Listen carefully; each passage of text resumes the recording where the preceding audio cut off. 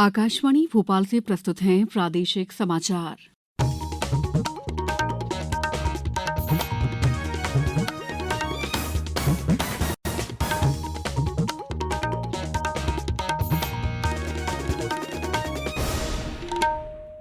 नमस्कार, समाचारों के साथ मैं दीपा सिंह। सबसे पहले मुख्य समाचार। गुना हादसे पर सरकार की सख्त कार्रवाई, कलेक्टर और एसपी के तबादले, गुना आरटीओ निलंबित। गुना हादसे पर राष्ट्रपति, उपराष्ट्रपति और प्रधानमंत्री ने जताया दुख, मुख्यमंत्री ने गुना घायलों से की मुलाकात। प्रदेश में विकसित भारत संकल्प यात्रा का आयोजन जारी, जन कल्याणकारी योजनाओं को दी जा रही है जानकारी। और प्रदेश में कल से होगा मौसम में बदलाव, 4 जनवरी तक प्रदेश के कुछ हिस्सों में हल्की बारिश के आसार। अब समाचार विस्तार से। गुना हादसे पर राज्य सरकार ने त्वरित कार्रवाई करते हुए गुना कलेक्टर तरुण राठी और एसपी विजय कुमार खत्री का स्थानांतरण कर दिया है। साथ ही परिवहन विभाग के प्रमुख सचिव को भी स्थानांतरित किया गया है। साथ ही गुना के जिला क्षेत्रीय परिवहन अधिकारी और मुख्य नगरपालिका अधिकारी को भी निलंबित कर दिया गया है। जिला कलेक्टर ने गुना बस हादसे की निष्पक्ष जांच के लिए 4 सदस्यीय कमेटी का गठन किया है। जांच कमेटी दुर्घटना के कारणों और उत्तरदायी विभागों की जांच समेत विभिन्न पहलुओं पर 3 दिन में रिपोर्ट देगी। इस बीच मुख्यमंत्री डॉ मोहन यादव ने कहा है कि गुना हादसे में दोषियों के विरुद्ध सख्त कार्रवाई की जाएगी। सभी कलेक्टर्स और पुलिस अधीक्षकों को बगैर परमिट के वाहन चलाने के मामले में सतर्कता बरतने को कहा गया है। इस संबंध में परिवहन विभाग के उच्च अधिकारियों की भी जिम्मेदारी तय कर सख्त कार्रवाई करने को कहा है। परिवहन विभाग चूंकि जवाबदार विभाग है और परिवहन विभाग अगर प्रदेश भर में वाहन पंजीयन की बाकी कामों की जवाबदारी लेते तो इसके पंजीयन करने के लिए परिवहन के प्रदेश के बड़े अधिकारियों पे और संबंधित और उच्चस्थ अधिकारियों पे भी बात करते हुए इसमें उन पे भी कठोर कार्रवाई का मैंने सीएस को निर्देश दिए हैं। राष्ट्रपति द्रौपदी मुर्मू, उपराष्ट्रपति जगदीप धनखड़ और प्रधानमंत्री नरेंद्र मोदी ने गुना हादसे पर दुख व्यक्त किया है। प्रधानमंत्री नरेंद्र मोदी ने गुना में हुए सड़क हादसे को हृदय विदारक बताया है। सोशल मीडिया पोस्ट में श्री मोदी ने उन लोगों के प्रति गहरी संवेदना व्यक्त की जिन्होंने अपने परिवार के सदस्यों को खो दिया है। उन्होंने इस दुर्घटना में घायलों के शीघ्र स्वास्थ्य लाभ की कामना की। प्रधानमंत्री ने कहा कि राज्य सरकार की निगरानी में स्थानीय प्रशासन पीड़ितों को हर संभव मदद पहुंचाने में लगा है। मुख्यमंत्री ने आज गुना के शासकीय जिला अस्पताल में घायल यात्रियों से मुलाकात की और डॉक्टरों को उचित उपचार के निर्देश दिए। गौरतलब है कि कल रात गुना से 7 किलोमीटर दूर एक बस और डंपर की टक्कर के बाद बस में आग लग गई थी, जिससे 13 लोगों की मौत हो गई और 16 घायल हुए।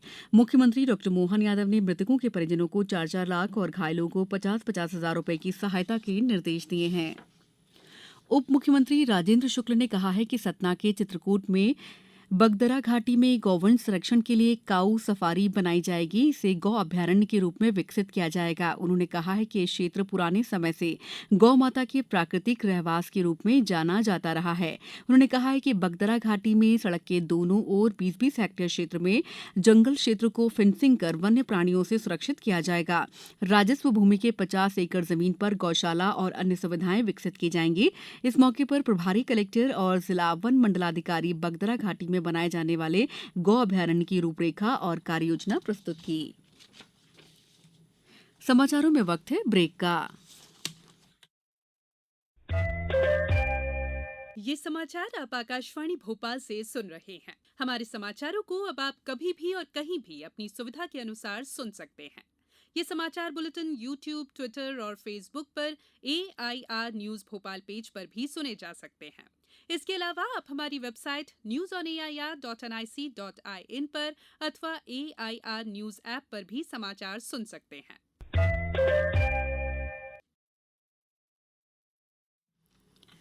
ब्रेक के बाद समाचारों में आपका एक बार फिर स्वागत है। देवास जिले में विकसित भारत संकल्प यात्रा का आयोजन ग्राम पंचायत और वार्ड स्तर पर किया जा रहा है।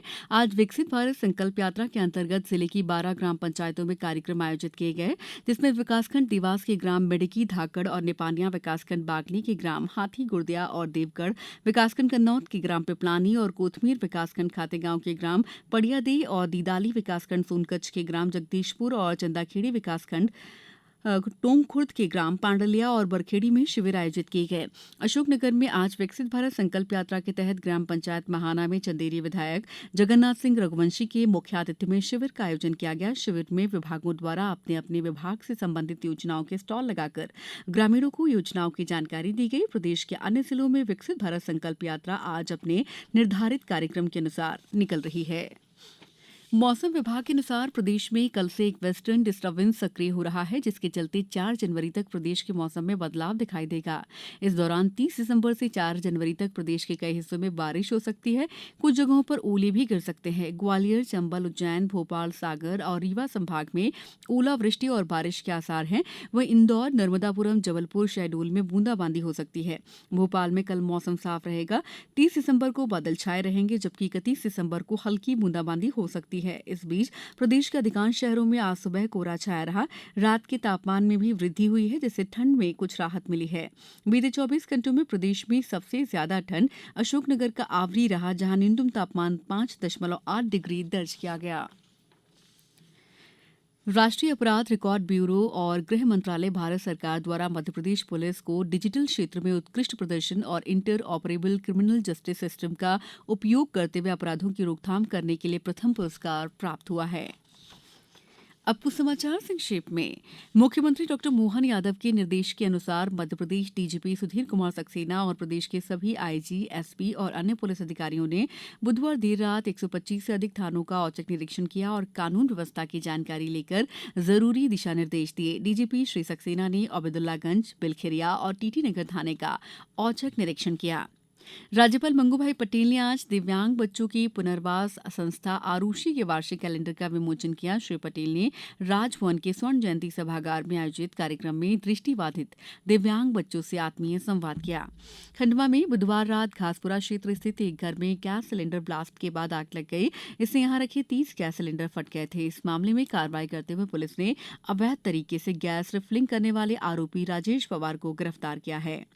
खजुराहो के आदिव्रत जनजाति और कला संग्रहालय में कल से 31 दिसंबर तक प्रदेश के चुनिंदा कलाकारों द्वारा कार्यक्रम प्रस्तुत किए जाएंगे। इस जनजातीय कलाकृति को देखने और सांस्कृतिक कार्यक्रमों का आनंद उठाने के लिए स्थानीय जनों को आमंत्रित किया गया है। अंत में मुख्य समाचार एक बार फिर। गुना हादसे पर सरकार की सख्त कार्रवाई, कलेक्टर और एसपी के तबादले, गुना आरटीओ निलंबित। गुना हादसे पर राष्ट्रपति, उपराष्ट्रपति और प्रधानमंत्री ने जताया दुख। मुख्यमंत्री ने गुना घायलों से की मुलाकात। प्रदेश में विकसित भारत संकल्प यात्रा का आयोजन जारी, जन कल्याणकारी योजनाओं की दी जा रही है जानकारी। और प्रदेश में कल से होगा मौसम में बदलाव, 4 जनवरी तक प्रदेश के कुछ हिस्सों में हल्की बारिश के आसार। इस बुलेटिन में इतना ही। दीजिए इजाजत। नमस्कार।